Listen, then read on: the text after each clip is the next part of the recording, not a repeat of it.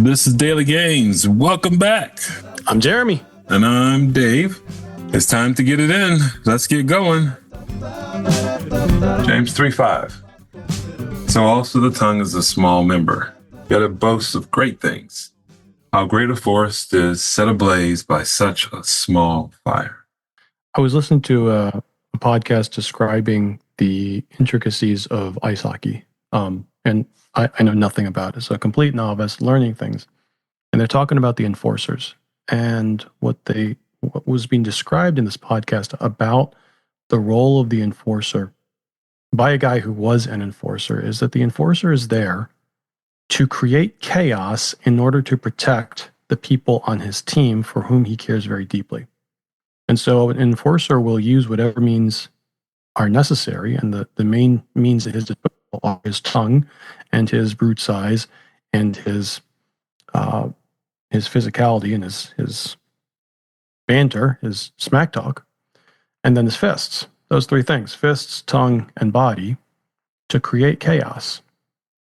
And some of the greatest, and by greatest, it depends on who you talk to, but it's either the best fights in ice hockey have been caused by very small acts from large enforcers who knew they needed to get something started or were giving out some retribution for something done earlier, which then leads to the entire team coming off the benches, coming off the ice, and actually leaving the rink altogether and continuing a huge brawl down into the locker rooms.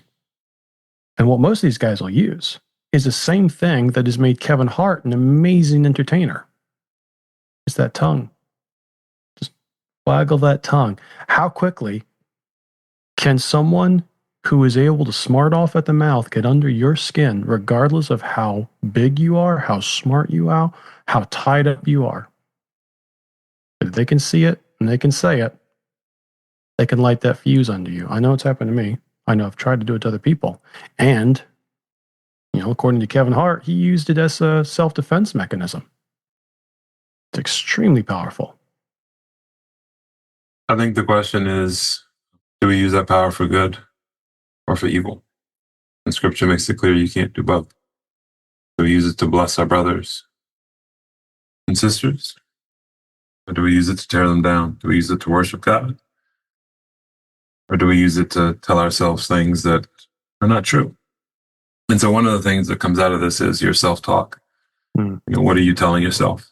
Is it healthy or unhealthy? And do you have people in your life that can challenge you with your two ears? That's what I'm wrestling with. Thank you for sharing. Yeah. This is Anchored and Devoted. This has been fun. Sorry. I'm messing with you. It's not, is it? But it's coming. We're in the new year. You already said that. I did. Okay, I'll stop. I'll stop hyping the other podcast. Have a great day.